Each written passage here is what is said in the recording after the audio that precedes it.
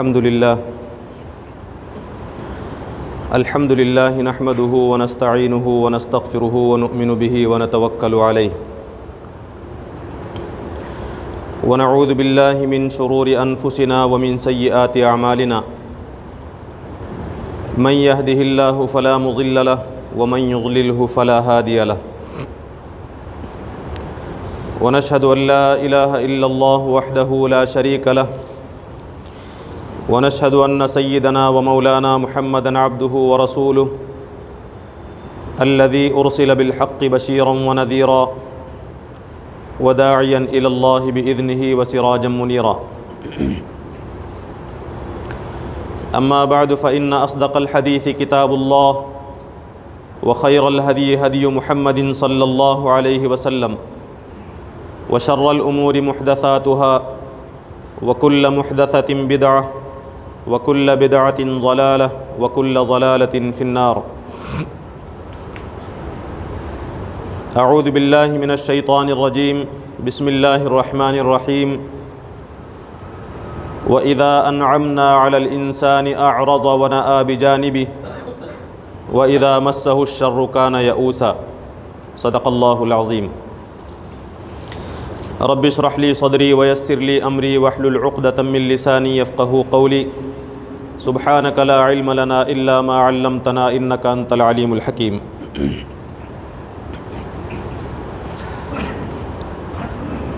قابل احترام بزرگوں، معزز نوجوان دوستوں اور بھائیوں، اللہ تبارک و تعالی نے اس دنیا میں بھیجنے کے بعد خصوصیت کے ساتھ اہل ایمان کو مختلف آزمائشوں سے دوچار کیا ہے۔ قرآن مجید میں اللہ تعالیٰ نے یہ بیان کیا ہے کہ ہم نے انسان کو مشقت ہی میں پیدا کیا ہے۔ جب اس کے اس دنیا میں آنے کی اطلاع جب سے ملتی ہے، اس وقت سے لے کر اس دنیا میں آنے کے بعد اور جب تک وہ اس دنیا میں رہتا ہے، اللہ تعالیٰ نے یہ فرمایا ہے کہ وہ مشقت اور تکلیفوں اور پریشانیوں سے دوچار ہوتا ہے، اور مصائب کا آنا، مشکلات اور پریشانیوں کا آنا یہ اللہ تعالیٰ کی سنت ہے۔ اللہ تبارک و تعالیٰ نے خصوصیت کے ساتھ اہل ایمان کے لیے اس سنت کو اختیار کیا ہے۔ پوری انسانی تاریخ کا ہم مطالعہ کر کے دیکھیں گے تو معلوم ہوگا کہ اللہ تبارک و تعالیٰ نے نیک لوگوں کو خصوصیت کے ساتھ آزمایا ہے۔ یہ نیک لوگوں کو آزمانا ان کے ایمان کی مضبوطی کے لیے ہے، ان کے عقیدے کی مضبوطی کے لیے اور ان کی دنیا اور آخرت کی کامیابی کے لیے۔ جب تک ایک ایمان والے کو آزمایا نہیں جائے گا، اس وقت تک اس کا ایمان کامل نہیں ہو سکتا، یا پھر اس کے ایمان کے کھرے یا کھوٹے ہونے کا ثبوت نہیں مل سکتا۔ ہمارا ایمان مضبوط ہو، ہم کھرے ایمان والے ثابت ہوں اور اللہ تعالیٰ کے رضا کے مستحق ہو سکیں، اس کے لیے اللہ تبارک و تعالیٰ نے یہ سنت اختیار کی ہے کہ اس دنیا میں آپ دیکھیں گے کہ خصوصیت کے ساتھ انبیاء علیہ الصلاۃ کو آزمایا جاتا ہے، اور اس کے بعد درجے میں مقام ایمان اور عمل کے اعتبار سے جو جتنے زیادہ انبیاء علیہ الصلاۃ کے قریب ہوں گے اتنا زیادہ ان کی آزمائش ہوگی۔ تو یہ معلوم ہوتا ہے اللہ تعالیٰ کی سنت سے کہ اہل ایمان کو آزمانا یہ اللہ تعالیٰ کی سنت ہے۔ اس وقت ہم ہندوستان کے حالات کا جائزہ لے کر دیکھیں تو معلوم ہوگا کہ اس وقت مسلمان آزمائشی حالات سے گزر رہے ہیں۔ مختلف مسائل، مصائب اور پریشانیوں کا سامنا اہل ایمان کو ہے۔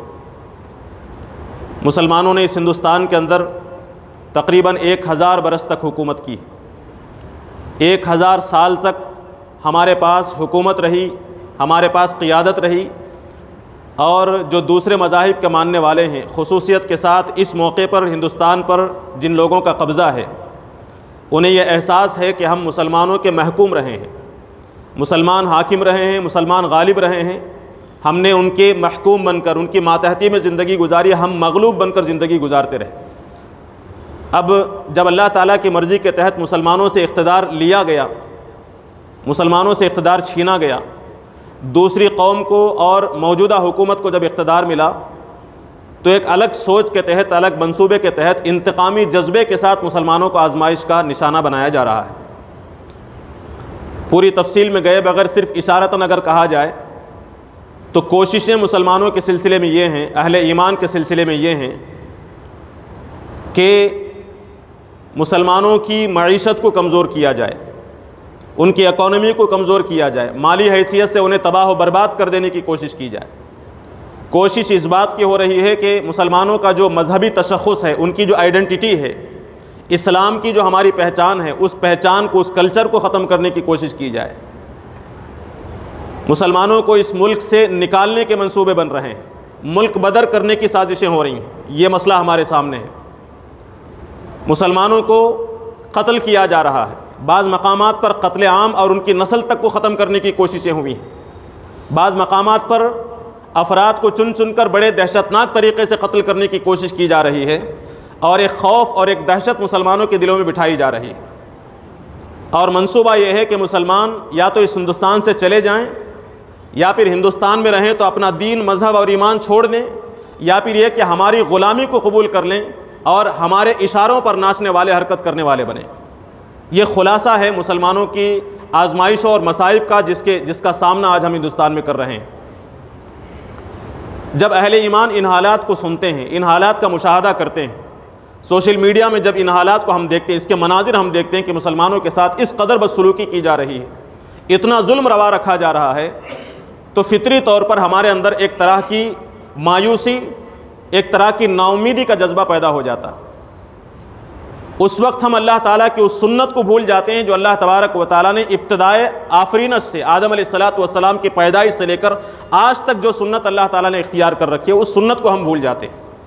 اللہ تعالیٰ کی سنت یہ ہے کہ مسلمانوں کو آزمایا جائے، انہیں ڈرایا جائے، انہیں مارا جائے، ان کی معیشت کو کمزور کیا جائے، تاکہ مسلمان ان آزمائشوں کے باوجود اپنے دین پر ثابت قدم رہیں اور ان کا ایمان مضبوط ہو، اور اس ایمان کے نتیجے میں انہیں بعد میں سرخروئی نصیب ہو۔ یہ اللہ تعالیٰ کی سنت ہے۔ مایوسی اس موقع پر یہ اللہ تبارک و تعالیٰ کی قدرت کے انکار کے مترادف ہے، اللہ تعالیٰ کی طاقت اور اللہ تعالیٰ کی قوت کا انکار کرنے کے ہم معنی ہے۔ مایوسی کی کوئی وجہ نہیں ہے، لیکن اہل ایمان ان حالات سے مایوس ہو جاتے ہیں، جبکہ مایوسی ہمارے لیے جائز نہیں ہے، مایوسی بہت بڑا گناہ ہے۔ قرآن مجید میں انسان کی فطرت یہ بیان کی گئی ہے کہ جب انسان کو ہم نعمتوں سے سرفراز کرتے ہیں، سورہ بنی اسرائیل کی آیت نمبر 66 آپ دیکھیں، 83 آپ دیکھیں، 83 میں آپ دیکھیں، اللہ تعالیٰ نے فرمایا کہ وَإِذَا أَنْعَمْنَا عَلَى الْإِنسَانِ أَعْرَضَ وَنَأَىٰ بِجَانِبِهِ، ہم جب انسان کو نعمتوں سے سرفراز کرتے ہیں، اسے خوشحال رکھتے ہیں، اسے حکومت دیتے ہیں، اسے پریشانیوں سے محفوظ رکھتے ہیں، أَعْرَضَ وَنَأَىٰ بِجَانِبِهِ، وہ ہم سے روگردانی کرتا ہے، پیٹھ پھیرتا ہے، اکڑتا ہے، اینٹتا ہے، روگردانی کرتا ہے، پھر وہ ہماری اطاعت پر تیار نہیں ہوتا۔ لیکن وَإِذَا مَسَّهُ الشَّرُّ كَانَ يَئُوسًا، جب اسے کوئی شر پہنچتا ہے، کوئی مصیبت پہنچتی ہے، اسے ہم آزماتے ہیں، تکلیف اور پریشانیوں میں مبتلا کرتے ہیں، تو کانا یئوسا، وہ مایوس ہو جاتا ہے، وہ نا امید ہو جاتا ہے۔ سورہ حامیم السجدہ میں آیت نمبر 49 میں 49 میں اللہ تبارک و تعالیٰ نے فرمایا انسان کی یہ کیفیت ہے کہ جب اسے رزق کی ضرورت ہوتی ہے تو اللہ تعالیٰ کو پکارتا ہے، اسے صحت کی ضرورت ہوتی ہے اللہ تعالیٰ کو پکارتا ہے، یعنی دنیاوی نعمتوں کی جب ضرورت ہوتی ہے تو خوب اللہ تعالیٰ سے دعائیں کرتا ہے۔ لا یسأم الانسان، انسان کبھی تھکتا نہیں ہے، مایوس نہیں ہوتا ہے خیر کے مانگنے سے، لیکن وَإِن مَسَّهُ الشَّرُّ، لیکن جب اسے کوئی شر پہنچتا ہے، کوئی تکلیف پہنچتی ہے تو فَيَئُوسٌ قَنُوطٌ، وہ مایوس ہو جاتا ہے اور اس کا دل ٹوٹ جاتا ہے۔ یہ انسان کی کیفیت بیان کی گئی۔ ہمیں سوچنا چاہیے کہ ہم نے کس خدا پر ایمان کا دعویٰ کیا ہے، ہم کس خدا پر توکل رکھنے والے ہیں، کس خدا پر ہمارا یقین ہے۔ جس خدا کو ہم نے مانا ہے، جس اللہ پر ہم توکل رکھتے ہیں، کیا اس اللہ تبارک و تعالیٰ کی قدرت کا ہمیں اندازہ نہیں ہے؟ اس کی مشیت اور اس کے ارادوں کا ہمیں اندازہ نہیں ہے؟ اللہ تعالیٰ کے بارے میں ہمارا کیا گمان ہے؟ کیا اللہ تبارک و تعالیٰ کمزور ہے؟ کیا ہم بھول گئے کہ دنیا میں جتنے بھی حالات پیش آتے ہیں وہ اللہ تعالیٰ کی مرضی کے تحت پیش آتے ہیں؟ جو اللہ چاہتا ہے وہ ہوتا ہے۔ مسلمانوں کا بھلا ہو رہا ہے اللہ تعالیٰ کی مرضی میں ہے، مسلمانوں کا نقصان ہو رہا ہے یہ بھی اللہ تبارک و تعالیٰ کی مرضی کے تحت ہو رہا ہے، اس کا منصوبہ ہے، اس منصوبے کو ہم بھول جاتے ہیں۔ اللہ تبارک و تعالیٰ جو چاہتا ہے وہ ہوتا ہے، ما شاء اللہ کان، جو اللہ تعالیٰ نے چاہا وہ ہوا، وما لم یشاء لم یکن، جو اللہ تعالیٰ نہیں چاہتا وہ نہیں ہوگا۔ اللہ نے جو چاہا ہے یا پھر جو چاہے گا اللہ تبارک و تعالیٰ وہی ہوتا ہے، جو اللہ تعالیٰ نہیں چاہتا وہ نہیں ہوتا۔ یہ اللہ تبارک و تعالیٰ کی سنت ہے، اللہ تعالیٰ کی مرضی کے بغیر پتہ بھی نہیں ہل سکتا۔ اور سوچنے کی بات یہ ہے کہ ہمارا یقین ہے کہ اللہ تبارک و تعالیٰ اہل ایمان کے ساتھ ہے، ہمارے ساتھ تو اللہ تبارک و تعالیٰ، جب اللہ ہمارے ساتھ ہے تو پھر گھبراہٹ کس بات کی، مایوسی کیسی؟ ہم یہ کیوں سوچتے ہیں کہ اب کچھ نہیں ہو سکتا، ہمارا بھلا نہیں ہو سکتا، ہمارے حالات نہیں بدل سکتے؟ یہ مایوسی کیوں؟ کیا اللہ تبارک و تعالیٰ پر یا پھر اس کی قدرت پر یقین نہیں ہے؟ کیا ہم یہ نہیں جانتے، یہ نہیں سمجھتے کہ اللہ تبارک و تعالیٰ جو چاہے کر سکتا ہے؟ قرآن پر ہمارا یقین ہے، قرآن نے کہا یفعل اللہ ما یشاء، اللہ تعالیٰ جو چاہتا ہے وہ کرتا ہے، اس کی مرضی ہے، وہ جو چاہے گا وہ کر گزرے گا۔ پھر اس خدا سے مایوسی کا کیا مطلب ہے؟ جو لوگ اللہ تعالیٰ پر بھروسہ نہیں رکھتے ہیں، اللہ کے بجائے دوسرے انسانوں پر انہیں بھروسہ ہے، دوسرے دیوی دیوتاؤں پر بھروسہ ہے، دوسرے معبودوں پر بھروسہ ہے، ایسی چیزوں پر بھروسہ رکھتے ہیں جن کی طاقت محدود ہے، جن کی قدرت محدود ہے، جن کے پاس قوت نہیں ہے، ایسے لوگوں پر بھروسہ کرنے والے اگر یہ کہیں کہ اب ہمارا کچھ نہیں ہونے والا تو یہ بات سمجھ میں آتی ہے۔ کیوں؟ اس لیے کہ ان معبودوں کی طاقت نہیں ہے، ان کے پاس کچھ نہیں ہے۔ لیکن اللہ تبارک و تعالیٰ کی طاقت، اس کی قدرت اور اس کی قوت لامحدود ہے، انلمیٹڈ ہے۔ جب اس کی قوت محدود نہیں، اس کی طاقت اور قدرت محدود نہیں ہے، اتنا عظیم، اتنی زبردست قدرت رکھنے والا خدا ہمارے ساتھ موجود ہے، تو پھر اس خدا پر توکل نہ کرنے کا کیا مطلب، مایوسی کا کیا مطلب؟ ہمارا رب، ہمارا اللہ جو ہمارے ساتھ ہے، جس کے ساتھ ہم ہیں، وہ جو چاہے کر سکتا ہے، جو چاہے کر سکتا ہے۔ ہمارے ساتھ جو خدا ہے یا پھر ہم جس خدا کے ساتھ ہیں، جس رب کے ساتھ ہیں، وہ وہی خدا ہے جس نے ایک ایسے مقام پر کشتی کو چلایا جہاں پر پانی کا نام و نشان نہیں تھا۔ حضرت نوح علیہ السلام 950 سال تک پریشانی اور تکلیف برداشت کرنے کے بعد، قوم کی طرف سے مذاق کا سامنا کرنے کے بعد، استہزاء کا سامنا کرنے کے بعد، گالیاں سننے کے بعد اللہ تعالیٰ کے حکم سے کشتی بناتے ہیں، تو قوم کہتی ہے کہ کشتی کہاں چلاؤ گے تم؟ پہاڑوں میں کشتی چلاؤ گے؟ اس مٹی میں کشتی چلاؤ گے؟ اللہ تبارک و تعالیٰ نے کہا کہ لوگ مذاق اڑاتے رہے، تم اپنا کام کرتے رہو۔ لوگوں نے دیکھا کہ ساری دنیا پانی سے بھری ہوئی ہے اور یہی کشتی ہے جس کا ہم مذاق اڑا رہے تھے، اور اسی کشتی نے ہمارے نوح کو اور اہل ایمان کو محفوظ کیا۔ اور جن لوگوں نے نوح علیہ السلام کا مذاق اڑایا تھا، انہیں ستایا تھا، انہیں مارا تھا، وہ لوگ اس کشتی میں سوار نہیں ہو سکے، انہیں حفاظت نہیں مل سکی، محفوظ نہیں ہو سکے۔ وہ خدا جو پہاڑوں کے مقام پر کشتیوں کو چلا سکتا ہے، وہ خدا کیا نہیں کر سکتا؟ وہ خدا جس نے حضرت ابراہیم علیہ السلام کو آگ میں محفوظ رکھا۔ آگ کی قدرت کیا ہے؟ آگ کی صفت جلانے کی ہے۔ نیک فرد کو ڈالا جائے تب بھی جلانے والی ہے، برے کو ڈالا جائے تب بھی جلا دے گی، اچھی چیز ہو یا گندی چیز ہو، ساری چیزوں کو جلانے کی وہ صفت رکھنے والی آگ۔ لیکن حضرت ابراہیم علیہ السلام کو اس آگ میں ڈالا گیا تو وہ آگ گلے گلزار بن گئی، وہ آگ ٹھنڈی ہو گئی۔ کس نے کیا؟ اس خدا نے، اس رب نے۔ تو جو رب آگ کو ٹھنڈی کر سکتا ہے، جو رب حضرت یونس علیہ السلام کو مچھلی کے پیٹ میں کئی دنوں تک محفوظ رکھ سکتا ہے، زندہ رکھ سکتا ہے اور صحیح سلامت باہر نکال سکتا ہے، وہ خدا کیا نہیں کر سکتا؟ وہ خدا جس نے حضرت موسیٰ علیہ السلام کو دریا میں راستہ بنایا، دریا جہاں سے جانے کا کوئی سوچ بھی نہیں سکتا۔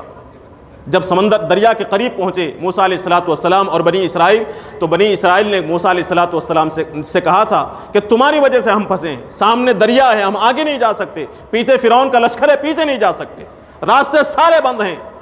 جس مقام پر، جس موقع پر کوئی راستہ نہیں، اللہ تبارک و تعالیٰ نے راستہ فراہم کیا سمندر کے بیچ سے، دریاؤں کے بیچ سے۔ اور جس دریا میں اللہ تعالیٰ نے موسیٰ علیہ السلام کے لیے راستہ بنایا تھا، اسی دریا میں حضرت موسیٰ علیہ السلام کو محفوظ کر کے فرعون کو اسی دریا میں اس اللہ تبارک و تعالیٰ نے غرق کر دیا۔ کیا نہیں کر سکتا اللہ تبارک و تعالیٰ؟ اس خدا پر، اس کی خدا کی قدرت پر یقین نہیں ہے؟ کعبۃ اللہ پر حملہ کرنے کی جب ابرہا نے کوشش کی تھی، کیسے مدد کی تھی اللہ تبارک و تعالیٰ نے؟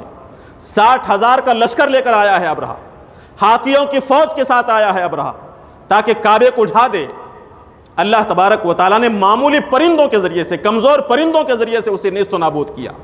اللہ تبارک و تعالیٰ نے بتایا کہ تم ہاتھی لے کر آتے ہو, تمہارے پاس 60,000 کا لشکر ہے, ہمارے انسانوں کی مٹھی بھر جماعتوں کے مقابلے میں تمہاری طاقت ہو سکتی ہے, لیکن خدا کے مقابلے میں کیسی ہے طاقت تمہاری؟ خدا کے مقابلے میں تمہاری کوئی حیثیت نہیں. تم ہاتھی لائے ہو, اس ہاتھی کا مقابلہ ہم کروائیں گے اپنے چھوٹے چھوٹے پرندوں کے ذریعے سے.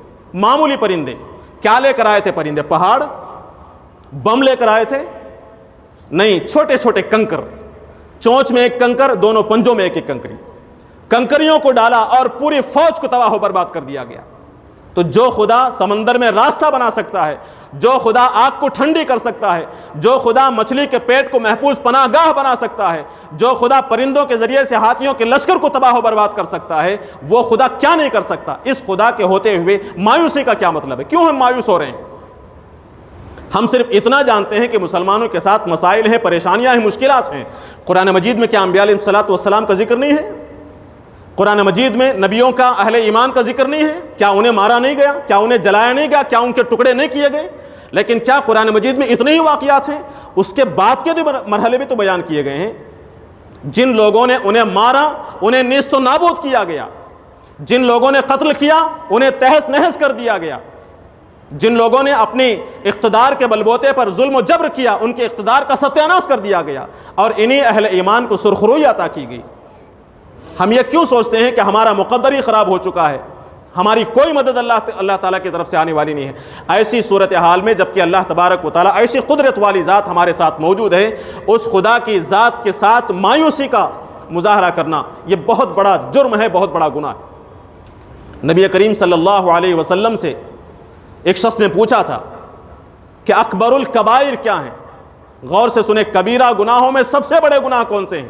اللہ کے نبی صلی اللہ علیہ وسلم نے فرمایا اللہ تعالیٰ کے ساتھ شرک کرنا یہ کبیرہ گناہ ہے, اور اللہ تبارک و تعالیٰ کی طاقت اور قوت سے مایوس ہو جانا, اس کی رحمت سے مایوس ہو جانا, یہ گناہ کبیرہ ہے.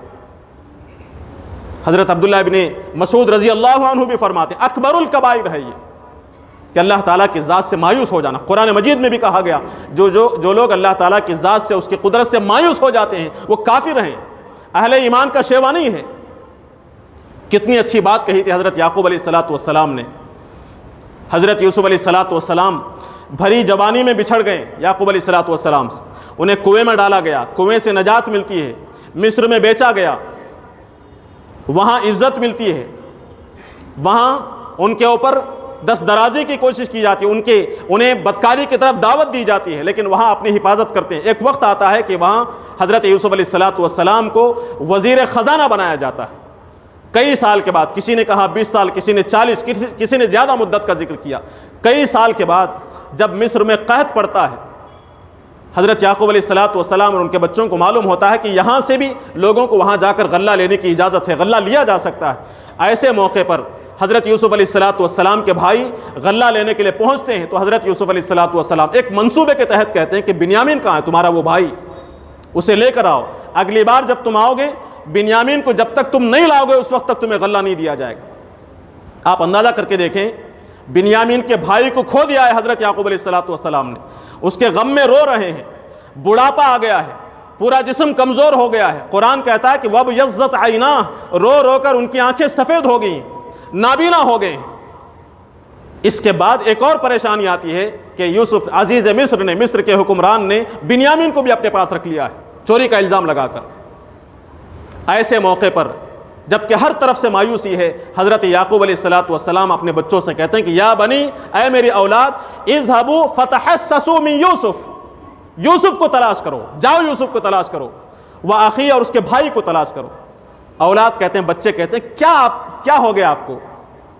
ہم نے بتا دیا کہ بچپن میں ہمارے بھائی کو بھیڑیے نے کھا لیا ہے, خون آلود کرتا لا کر ہم نے تمہارے سامنے پیش کر دیا, ڈھونڈ کر ہم تھک گئے, کہیں بھی یوسف ملنے کے لیے تیار نہیں, یوسف نہیں مل رہا ہے, اور آپ اسی کے غم میں ہیں. تاللہ انک لفی ضلالک القدیم, خدا کی قسم آپ بہت بڑی گمراہی میں, کیا ابھی تک یوسف کو یاد کر رہے ہیں؟ لیکن حضرت یعقوب علیہ الصلوۃ والسلام مایوس نہیں ہوئے تھے, نا امید نہیں ہوئے تھے. حضرت یعقوب علیہ الصلوۃ والسلام نے کہا کہ جاؤ فتحسسوا من یوسف واخیہ, یوسف کو بھی تلاش کرو اور اس کے بھائی کو بھی تلاش کرو. اور فرمایا ولا تیأسوا من روح اللہ, اللہ تعالیٰ کی رحمت سے مایوس نہ ہو. کیوں؟ انہ لا ییأس من روح اللہ الا القوم الکافرون, اللہ تبارک و تعالیٰ کی رحمت سے صرف کافر مایوس ہوتے ہیں. ایمان والے اللہ کی رحمت سے مایوس نہیں ہوتے. پھر کیا وجہ ہے کہ مسلمان حالات سے مایوس ہو جائیں, حالات سے پریشان ہو جائیں؟ حالات تو ہمارے ایمان کی مضبوطی کے لیے آتے ہیں. حالات ظالموں کے ظلم کو موقع دے کر اس کے بعد انہیں تباہ و برباد کرنے کے لیے آتے ہیں, ہماری سربلندی کے لیے آتے ہیں. یہ جو قرآن مجید میں واقعات نوح علیہ الصلوۃ والسلام کے, موسیٰ کے, عیسیٰ کے, ابراہیم علیہ الصلوۃ والسلام کے, ابرہہ کے اور حضرت یوسف علیہ الصلوۃ والسلام کے جو واقعات بیان کیے گئے, کیوں؟ یہ اہل ایمان کو, نبی کریم صلی اللہ علیہ وسلم کو, صحابہ کو حوصلہ دلانے کے لیے ایک ایسے وقت میں اللہ تبارک و تعالیٰ نے یہ واقعات بیان کیے ہیں جب اللہ کے نبی صلی اللہ علیہ وسلم کو اور آپ کی جماعت کو, اس مٹھی بھر جماعت کو کفار اور مشرکین تہس نہس کرنے کی کوشش کر رہے ہیں. موجودہ حالات میں ہمارے اوپر جو مسائل ہیں, جو پریشانیاں, جو ظلم ہم پر ہو رہا ہے, اللہ کے نبی صلی اللہ علیہ وسلم کے مکی دور کو آپ دیکھیں, کیا یہی ظلم, اسی قسم کے مسائل وہاں نہیں تھے؟ یہی پریشانیوں کا سامنا نبی کریم صلی اللہ علیہ وسلم کو نہیں تھا؟ کیا وہاں ملک بدر کرنے کی سازشیں نہیں ہو رہی تھیں؟ کیا اللہ کے نبی صلی اللہ علیہ وسلم کو شعب ابی طالب میں بائیکاٹ نہیں کیا گیا تھا؟ کیا آپ کو قتل کرنے کی سازش نہیں ہوئی تھی؟ کیا اونٹوں کے طرف, دونوں طرف سے اونٹوں کو باندھ کر پیروں کو چیر نہیں دیا گیا تھا؟ کیا آگ میں ڈالنے کی کوشش نہیں ہوئی تھی؟ ایسے موقع پر اللہ کے نبی صلی اللہ علیہ وسلم کو بتایا جا رہا ہے کہ پریشان ہونے کی ضرورت نہیں, گھبرانے کی ضرورت نہیں. یہ جو کفار چاہتے ہیں کہ ان اہل ایمان کو ختم کر دیا جائے, اہل ایمان, یہ مسلمان, ایک محمد نامی شخص جس نے نبوت کا دعویٰ کیا ہے, یہ سب چاہتے ہیں کہ ایک نیا دین, ایک نیا کلچر ہمارے عرب کے اندر چھا جائے. ہم انہیں آگے بڑھنے نہیں دیں گے, انہیں نیست و نابود کر دیں گے, انہیں قتل کر دیں گے, ان کا کلچر ختم کر دیں گے, ان کی معیشت ختم کر دیں گے, ان کا نام و نشان مٹا دیں گے. ایسے موقع پر اللہ کے نبی صلی اللہ علیہ وسلم صحابہ کو حکم دیتے ہیں کہ چھپ چھپ کر ہجرت کر جاؤ, اپنی جان بچا کر, اپنی ایمان بچا کر مدینے کی طرف چند ایک ایک, دو دو, 10 12 افراد کر کے ہجرت کر رہے ہیں. مدینے میں پروٹیکشن چاہتے ہیں آپ صلی اللہ علیہ وسلم. مدینے سے جو لوگ آتے ہیں گھاٹیوں سے پیچھے پہنچ کر چھپ چھپ کر ان کے درمیان گفتگو ہوتی ہے. آپ صلی اللہ علیہ وسلم پوچھتے ہیں کہ مکے میں ہماری زندگی تنگ ہو گئی, ہم مدینہ آنا چاہتے ہیں, کیا تم ہماری حفاظت کرو گے؟ اللہ کے نبی صلی اللہ علیہ وسلم کو وعدہ ملتا ہے. آپ صلی اللہ علیہ وسلم مکے سے صحابہ کے ساتھ مدینہ تشریف لے جاتے ہیں. ہوا کیا؟ چند سال کے بعد جس مقام سے, جس مکے سے آپ صلی اللہ علیہ وسلم کو نکالا گیا تھا, اچھی طرح غور کریں, اس حالات کا سامنا کریں, اس حالات کو سامنے رکھیں.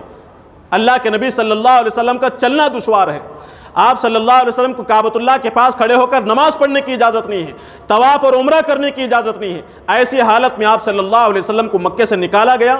یہ کفار چاہتے تھے کہ ان کا خاتمہ ہو جائے اور انہیں غلبہ نصیب نہ ہو, ہم ہی غالب رہیں. لیکن 8 سال نہیں گزرے کہ اللہ کے نبی صلی اللہ علیہ وسلم بڑی فاتحانہ شان کے ساتھ 10,000 کے لشکر کے ساتھ مکے میں داخل ہوتے ہیں. پہلے چھپ کر گئے تھے, اب بڑے شان کے ساتھ آپ صلی اللہ علیہ وسلم مکے میں داخل ہوتے ہیں. کعبۃ اللہ کے پاس پہنچتے ہیں. جن لوگوں نے آپ کو نکالا تھا, جنہوں نے آپ کو قتل کرنے کی کوشش کی تھی, وہ آپ کے سامنے سر نگو کھڑے, قیدی بن کر کھڑے. ہم صرف مکے کے حالات کو دیکھتے ہیں. فتح مکہ کے موقع پر جو غلبہ مسلمانوں کو نصیب ہوا تھا, جو ہر ظلم کا, ہر فساد کا, ہر آزمائش کا آئندہ نتیجہ ہے, اس نتیجے کو ہم بھول جاتے ہیں, اسے بھول جاتے ہیں. اللہ کے نبی صلی اللہ علیہ وسلم نے ان لوگوں سے کہا, بتاؤ کیا چاہتے ہو تم کیا سمجھتے ہو کہ میں تمہارے ساتھ کیا کرنے والا ہوں؟ ان لوگوں نے, جنہوں نے آپ صلی اللہ علیہ وسلم کو مکے سے نکالا تھا, انہوں نے کیا جواب دیا؟ انہوں نے رحم کی بھیک مانگنے کے بجائے آپ صلی اللہ علیہ وسلم کی رحم دلی کی دعائی دی اور کہا کہ ہم جانتے ہیں کہ آپ کریم ہیں, ابن کریم ہیں, ابن کریم ہیں, آپ رحم دل ہیں, آپ ہمیں معاف کریں گے.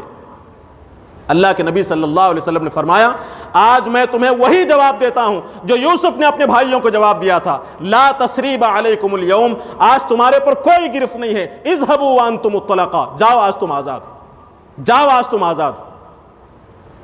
کفار نے کیا سمجھ کر آپ صلی اللہ علیہ وسلم کو ستایا تھا کہ یہ غالب نہ ہو جائیں, انہیں سربلندی نہ مل جائے, ہم محکوم نہ ہو جائیں. اللہ تبارک و تعالیٰ نے ان کفار و مشرکین کو وہی دکھایا جس سے وہ بچنا چاہ رہے تھے. قرآن مجید میں سورہ قصص کا مطالعہ کریں. سورہ قصص میں اللہ تبارک و تعالیٰ نے یہ فرمایا ہے کہ وَنُرِيدُ أَن نَّمُنَّ عَلَى الَّذِينَ اسْتُضْعِفُوا فِي الْأَرْضِ, ہم یہ چاہتے ہیں. فرعون نے کیا کیا؟ فرعون نے ٹکڑیوں میں بانٹ دیا, فرعون نے پھوٹ ڈال دی, فرعون نے بنی اسرائیل کو غلام بنا لیا, قتل کرنے لگا. لیکن اللہ تعالیٰ اپنا منصوبہ بتاتا ہے کہ ہم یہ چاہتے ہیں کہ ان نمن علی الذین استضعفوا فی الارض، جن لوگوں کو، جن اہل ایمان کو زمین میں کمزور بنا کر رکھ دیا گیا، انہیں دبایا جا رہا ہے، انہیں مارا جا رہا ہے، ہم انہیں، ان لوگوں پر احسان کرنا چاہتے ہیں. ہم چاہتے ہیں، اللہ تعالیٰ نے فرمایا وَنَجْعَلَهُمْ أَئِمَّةً، ہم انہیں اس دنیا کا امام بنانا چاہتے ہیں. ہم ہیں نا کمزور، ہم ڈر رہے ہیں، کیا پتہ اللہ تبارک و تعالیٰ کا یہ منصوبہ ہو، اللہ تبارک و تعالیٰ کی یہ پلاننگ ہو کہ ہم ایمان پر مضبوط رہیں گے تو اللہ تبارک و تعالیٰ آئندہ ہمیں امام بنانے والا، ہمیں ہمارے ہاتھوں میں دنیا کی باغ ڈور دینے والا. یہ منصوبہ ہوگا اللہ تعالیٰ کا. وَنَجْعَلَهُمْ أَئِمَّةً، ہمارا ارادہ یہ ہے کہ ہم انہیں امام بنائیں، انہیں لیڈر بنائیں. وَنَجْعَلَهُمُ الْوَارِثِينَ، اور زمین ان کے پاس ہے، ہم ان کمزوروں کو زمین کا وارث بنانے والے. اور رہی بات فرعون کی، حامان کی، اس کی فوج کی، وَنُمَكِّنَ لَهُمْ فِي الْأَرْضِ، ہم ان اہل ایمان کو زمین میں قوت دینے والے ہیں، استحکام بخشنے والے ہیں. اور وَنُرِيَ فِرْعَوْنَ وَحَامَانَ وَجُنُودَهُمَا مِنْهُمْ مَا كَانُوا يَحْذَرُونَ، فرعون اور حامان اور اس کی فوج جس چیز کا خوف انہیں ہے، جس چیز سے وہ ڈر رہے ہیں، ہم وہی چیز انہیں بتانا چاہتے ہیں. یہ چیز ہم کیوں بھول جاتے ہیں؟ یہ واقعات جو قرآن مجید میں بیان کیے گئے، یہ واقعات اہل ایمان کے حوصلے بڑھانے والے ہیں. اللہ تبارک و تعالیٰ کے جو منصوبے ہیں، اللہ تبارک و تعالیٰ کا جب منصوبہ آتا ہے، ہمیں ایسا محسوس ہوتا ہے کہ راستہ کوئی بھی نہیں ہے، سارے راستے بند ہیں. سامنے دریا تھا، کوئی راستہ تھا؟ راستہ نہیں تھا. آگ تھی ابراہیم علیہ السلام کے لیے، کوئی راستہ تھا؟ کوئی راستہ نہیں تھا. لیکن اللہ تبارک و تعالیٰ نے راستہ نکالا. اللہ تبارک و تعالیٰ کے لیے راہ نکالنا کوئی مشکل نہیں. لہٰذا ایک راستہ بھی اگر نظر نہ آئے تب بھی اللہ تبارک و اللہ تعالیٰ کی ذات سے مایوسی کی کوئی وجہ نہیں. ہندوستان میں جو حالات ہیں اہل ایمان کے، مسلمانوں کے ساتھ جو مصائب ہیں، جو مشکلات ہیں، ان مشکلات کا ذکر قرآن مجید کے اندر موجود ہے. مسلمانوں کو غلام بنانے کی کوشش کی جا رہی ہے، بنی اسرائیل کو غلام بنانے کی کوشش کی گئی تھی، نتیجہ کیا رہا؟ مسلمانوں کو قتل کرنے کی کوشش کی جا رہی ہے ہندوستان کے اندر. علاقوں میں، ملکوں میں، شہروں میں، بستیوں میں، ضلعوں میں، ریاستوں میں قید کر کے انہیں ختم کرنے کی کوشش کی جا رہی ہے. اس طرح قید کر کے، بائیکاٹ کر کے شعب ابی طالب میں اہل ایمان کو، نبی کریم صلی اللہ علیہ وسلم کو مسلمانوں کے ساتھ رکھا گیا تھا. کیا ہوا؟ غلبہ کسے نصیب ہوا؟ انہیں قتل کرنے کی کوششیں کی جاتی تھی. زکریا علیہ السلام کو، یحییٰ علیہ السلام کو، صحابہ کو، نبیوں کو قتل کر دیا گیا، چیر دیا گیا. لیکن غلبہ کسے نصیب ہوا؟ اس کے باوجود جنہیں غلام بنانے کی کوشش کی جا رہی تھی، چند قربانیوں کے بعد انہیں حکومت نصیب ہوئی، انہیں سربلندی نصیب ہوئی، انہیں کامیابی نصیب ہوئی. ہم آگے کا سوچیں، ہم دور کا سوچیں. موجودہ حالات کو دیکھ کر ہم یہ ڈر جائیں، گھبرا جائیں، یہ ذہن میں رکھنے کی ضرورت ہے کہ حالات اللہ تبارک و تعالیٰ کے اشاروں پر ہیں. دیکھیں جس موقع پر اللہ کے نبی صلی اللہ علیہ وسلم مکہ سے ہجرت کر رہے ہیں، کیا موقع ہے ہجرت کا؟ کیفیت یہ ہے کہ آپ صلی اللہ علیہ وسلم اپنی جان بچا کر، اپنے ایمان کو بچا کر اللہ تعالیٰ کے حکم سے نکل رہے ہیں. لیکن جب نکلتے ہیں، پیچھے سے سراقہ ابن مالک وہ پیچھا کرتا ہے اور آپ صلی اللہ علیہ وسلم کو پکڑنے میں ناکام ہو جاتا ہے. تو اس موقع پر اسے احساس ہوتا ہے کہ یہ کوئی معمولی ہستی نہیں، بہت بڑی ہستی ہے، اور آ کر یہ کہتا ہے کہ مجھے آئندہ کے لیے کوئی امان دے دیں. یعنی اسے یقین ہو گیا کہ آئندہ چل کر عرب پر حکومت کریں گے، غلبہ ہوگا. تو ایک ایسے موقع پر صورتحال یہ ہے کہ جان بچا کر بھاگ رہے ہیں. اللہ کے نبی صلی اللہ علیہ وسلم نے سراقہ ابن مالک جاسم سے کہا تھا کہ اے سراقہ، اس وقت کو یاد کرو جب قیصر و کسریٰ کے کنگن تمہارے ہاتھ میں ہوں گے.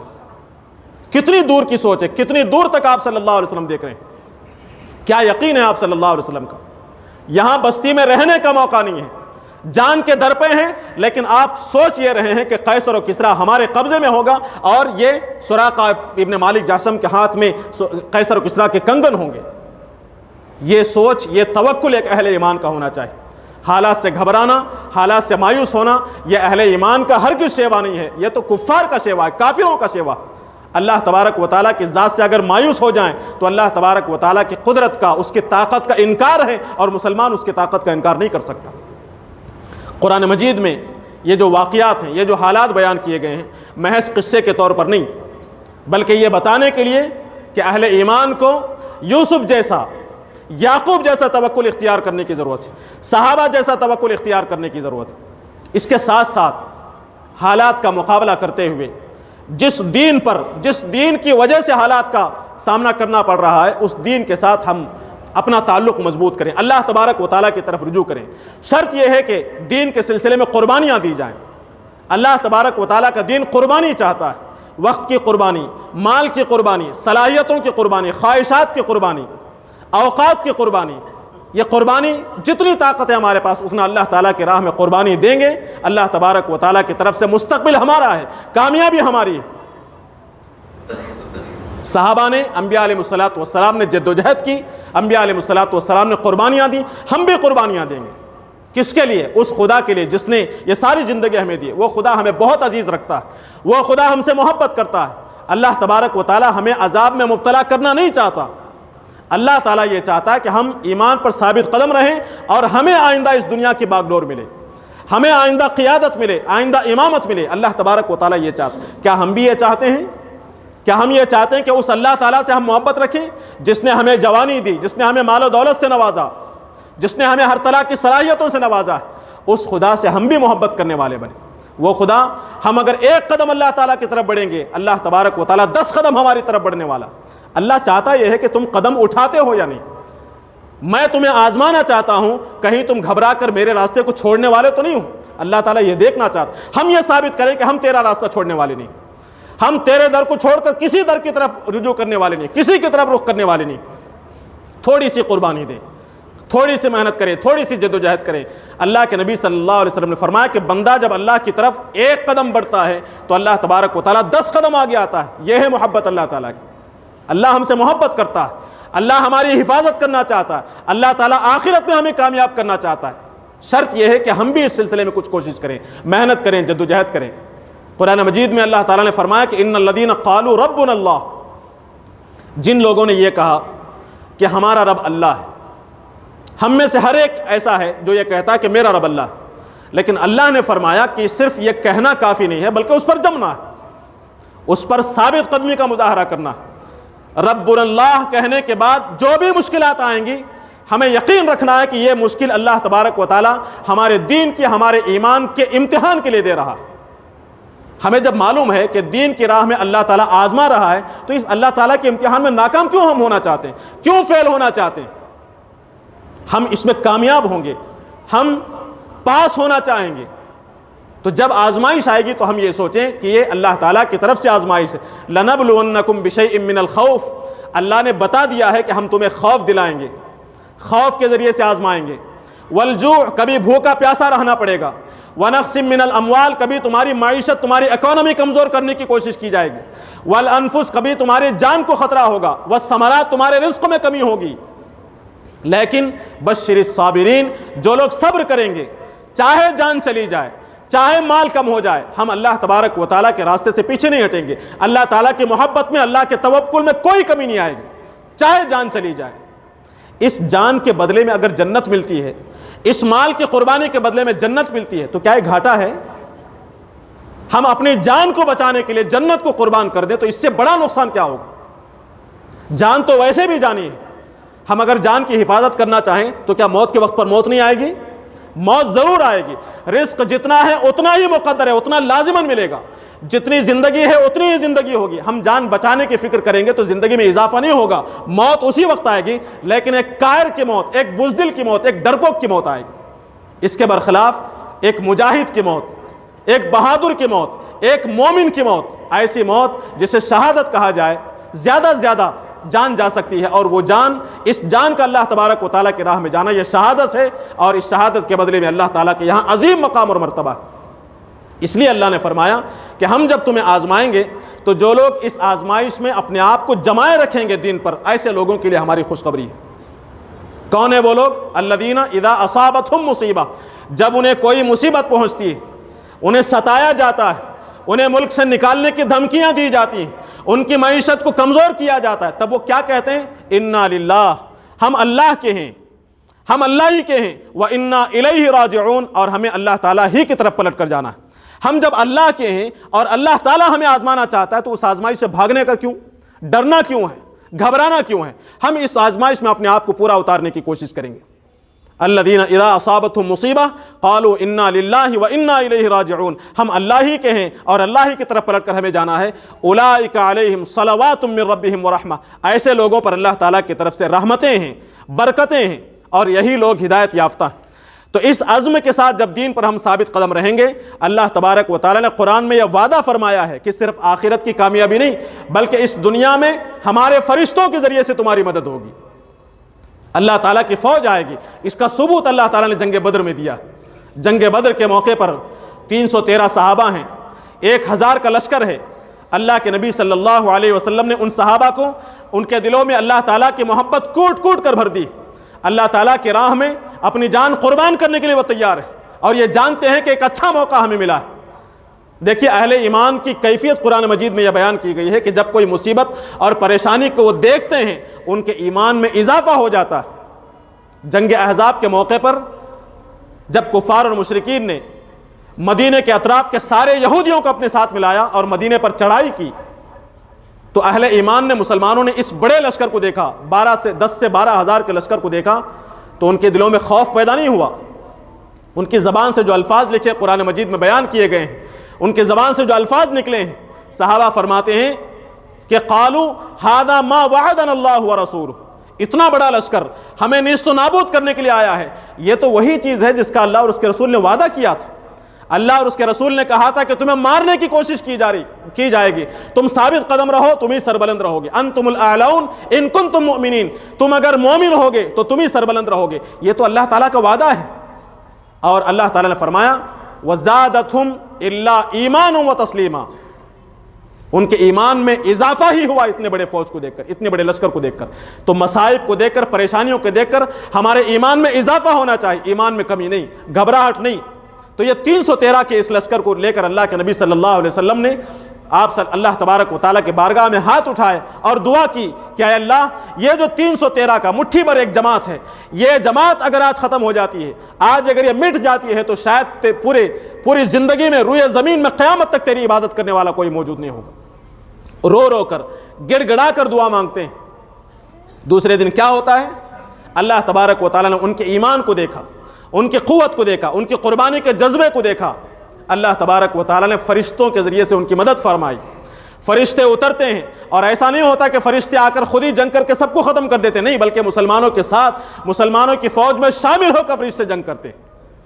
اللہ تبارک و تعالیٰ جس خدا نے اس وقت فرشتوں کو بھیجا تھا وہی خدا آج بھی موجود ہے۔ جو خدا اس وقت اپنی طاقت اور قدرت کے ذریعے سے دریا کے بیچ میں راستہ نکال سکتا ہے، وہی خدا اسی قدرت کے ساتھ، اسی طاقت کے ساتھ آج بھی موجود ہے۔ وہ خدا غائب نہیں ہوا، وہ خدا ختم نہیں ہوا، اس خدا کی طاقت میں کوئی کمزوری نہیں آئی، وہ کمزور نہیں ہوا ہے، وہ سو نہیں گیا ہے، وہی خدا آج بھی اسی قدرت کے ساتھ موجود ہے۔ اگر ہم اسی ایمان کے ساتھ، اسی جذبے کے ساتھ، اسی توکل کے ساتھ اور اللہ تبارک و تعالیٰ کے اوپر اسی محبت کے ساتھ ہم آگے بڑھیں گے اور ان آزمائشوں کا مقابلہ کریں گے، اور ان آزمائشوں کے ذریعے سے ہمارے ایمان میں اضافہ ہوگا، ایمان کی راہ پر ہم ثابت قدم رہیں گے، ہر طرح کی پریشانیوں کا، مشکلات کا، آزمائشوں کا سامنا کرنے کے لیے ہم تیار ہوں گے۔ تو وہی خدا جس نے راستے بنائے، وہی خدا جس نے مچھلی کے پیٹ میں محفوظ کیا، جس نے آگ کو گلو گلزار کیا، وہی خدا آج بھی ہمارے لیے راستے بنا سکتا ہے، ہمارے لیے راہیں کھول سکتا ہے، ہمارے لیے رکاوٹوں کو ختم کر سکتا ہے۔ قابل احترام حاضرین کرام، یہ ضرورت ہے اس بات کی کہ ہندوستان کے جو حالات ہیں ان حالات میں گھبرائے بغیر اللہ تبارک و تعالیٰ کی طرف رجوع کریں، اللہ تبارک و تعالیٰ کی محبت کو پانے کی کوشش کریں، اللہ تبارک و تعالیٰ کی رضا حاصل کرنے کی کوشش کریں۔ جس راہ پر چلنے کا اس نے حکم دیا ہے اس راہ پر ہم چلیں، جن چیزوں کو اختیار کرنے کا حکم دیا ہے اسے اختیار کریں، جن چیزوں سے روکا ہے، جس سے منع کیا ہے، اس سے ہم اپنے آپ کو بچائیں، خدا کے دین پر جم جائیں، پھر اس کے بعد مستقبل ہمارا، اس کے بعد کامیابی ہماری اور منزل ہمارے قدم جمے گی۔ میں اللہ تعالیٰ سے دعا کرتا ہوں کہ اللہ تبارک و تعالیٰ ان مصائب میں، ان مشکلات میں ثابت قدمی کا مظاہرہ کرنے کے اللہ تعالیٰ ہمیں توفیق نصیب فرمائے۔ اللہ تبارک و تعالیٰ پر مضبوط توکل اللہ تبارک و تعالیٰ ہمارے دلوں میں پیدا فرمائے، مایوسی سے، نا امیدی سے اللہ تبارک و تعالیٰ ہماری حفاظت فرمائے، اور مشکلات کا مقابلہ کرتے ہوئے مشکلات کو ختم کرنے کے لیے کوشش، جد و جہد اور سعی کرنے کے اللہ تبارک و تعالیٰ ہم تمام کو توفیق اور سعادت نصیب فرمائے۔ بارک اللہ لنا ولکم فی القرآن العظیم، ونفعنا وإياكم بالآيات والذكر الحكيم، إنه تعالى جواد كريم ملك بر رؤوف رحيم۔